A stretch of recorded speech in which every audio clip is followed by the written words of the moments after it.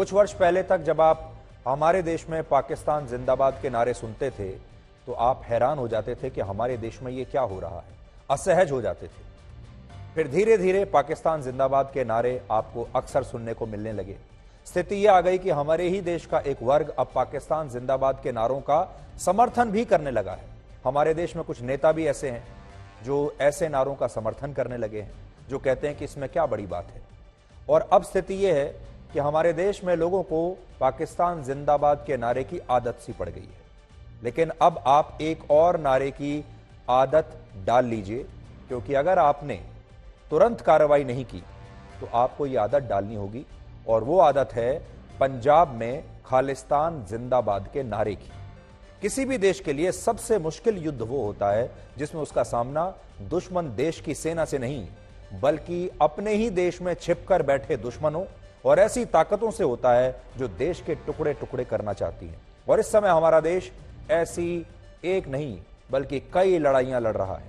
आज हम आपको पंजाब लेकर जाएंगे, जहां खालिस्तान की मांग को लेकर अब एक ऐसा आंदोलन शुरू हो चुका है जिसने देश की सुरक्षा एजेंसियों की चिंता बढ़ा दी है। लेकिन यह जिम्मेदारी सिर्फ सुरक्षा एजेंसियों की नहीं है, यह चिंता आपको भी होनी चाहिए। सबसे पहले आप ये 3 तस्वीरें आज देखिए।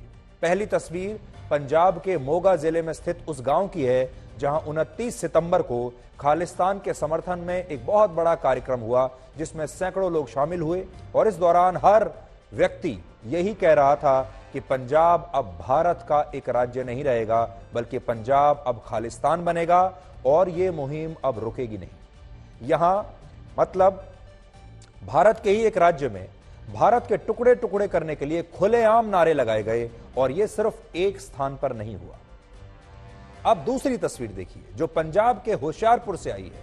होशियारपुर में भी 29 सितंबर को एक और बड़ी रैली हुई, जिसमें खालिस्तान जिंदाबाद के नारे खुलेआम लगाए गए। और इस दौरान यह भी कहा गया कि पंजाब में रहने वाले सिख समुदाय के लोग भारत के गुलाम हैं, और अगर उन्हें इस देश से आजादी चाहिए तो उन्हें सड़कों पर उतरना होगा। ये आप तस्वीर देख लीजिए। इससे भी ज्यादा हैरानी की बात यह है कि ये तमाम देश विरोधी बातें पंजाब पुलिस की मौजूदगी में कही गई, क्योंकि पंजाब पुलिस इस रैली के दौरान इन खालिस्तानियों को सुरक्षा दे रही थी। तस्वीर सब कुछ आपको साफ साफ बता रही है। और भारत दुनिया का शायद इकलौता ऐसा देश होगा जहां अभिव्यक्ति की आजादी के नाम पर न सिर्फ देश को अंदर से तोड़ने की बातें होती हैं, बल्कि पुलिस ऐसे लोगों को सुरक्षा भी देती है और चुपचाप ये नारेबाजी होते हुए देखती रहती है। और ये सब कुछ होता है अभिव्यक्ति की आजादी के नाम पर। लोग अलग देश की मांग करने लगे हैं, लोग भारत से ही आजादी की मांग करने लगे हैं। अब तीसरी तस्वीर देखिए जो पंजाब के भटिंडा से आई है।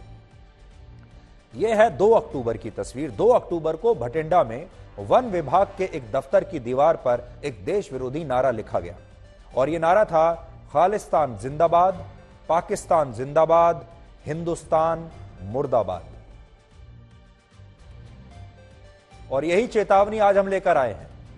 वो चेतावनी यही है कि अगर हमारी सुरक्षा एजेंसियों ने तुरंत कार्रवाई नहीं की, अगर हमारे देश के लोगों ने इसके खिलाफ आवाज नहीं उठाई, तो आपको इन नारों की कुछ ही दिनों में आदत सी पड़ जाएगी। देश के हर शहर में, हर गांव में, हर राज्य में आपको दीवारों पर यही नारे लिखे हुए मिलेंगे, और थोड़े दिन आपको बुरा लगेगा और फिर आपको आदत सी पड़ जाएगी। अब खतरनाक बात यह है कि एक तरफ जहां पंजाब में खालिस्तानी ताकतें फिर से सक्रिय हो रही हैं, वहीं दूसरी तरफ पंजाब से 10,000 किलोमीटर दूर कनाडा के अलग अलग शहरों में खालिस्तान रेफरेंडम पर वोटिंग हो रही है।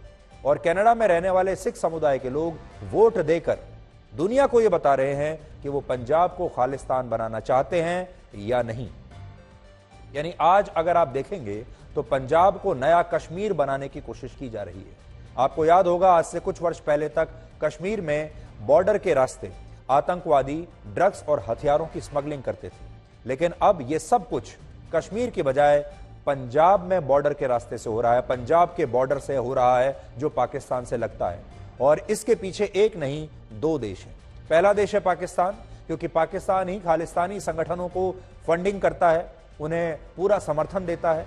और दूसरा देश है कनाडा, जहां आजकल खालिस्तानी संगठनों, पंजाब के बड़े बड़े अपराधियों और गैंगस्टर्स ने शरण ली हुई है और कनाडा की सरकार को भी इसमें कोई आपत्ति नहीं है। वो इसे अभिव्यक्ति की आजादी मान रही है, वो इसे लोकतंत्र मान रही है। लेकिन हमें लगता है कि आज भारत को इस पर कड़े कदम उठाने की आवश्यकता है, क्योंकि पंजाब में इस समय खालिस्तान के जो नारे खुलेआम हवा में गूंज रहे हैं, उनका एक ही मकसद है, भारत का एक और विभाजन, और इस विभाजन की जड़ में भी धर्म है। यह हमेशा आप याद रखिएगा। जब पहला विभाजन हुआ था पाकिस्तान के साथ हमारा, जब पाकिस्तान बना था, वो विभाजन धर्म के आधार पर हुआ था, इस्लाम के आधार पर हुआ था।